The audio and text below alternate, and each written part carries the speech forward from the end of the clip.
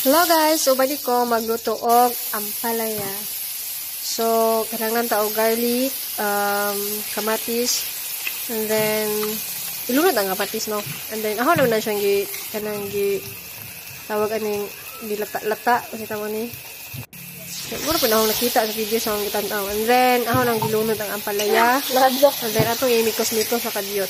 Bali ang ingon nila guys, dili ta kay na sa imikos-mikos kay modo ang makadaog ka ng pait sa ampalaya. Nga yung makadaog pait, nalibog ko nga pait naman yung daan ng palaya. No? Nga, ito, before ko nag-video sa anis, nagtanaw gid ko una sa YouTube. Kaya di mo kung bawang luto yung ani.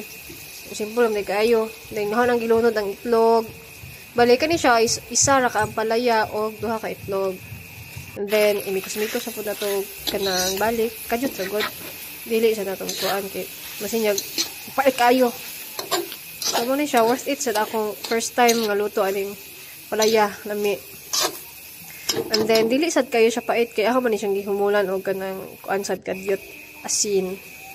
So mo ni atong finished product. Lami kayo guys. Katilaw lang mo. Done. And then naghuman na nagprito sad ko kanang isda guys, napalit na ko ganiha og burot-burot. So ako nang giparisan ang atong ampalaya og burot-burot nga isda.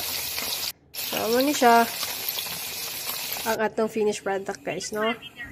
Ampalaya fit burot-burot. Thank you, guys. Bye!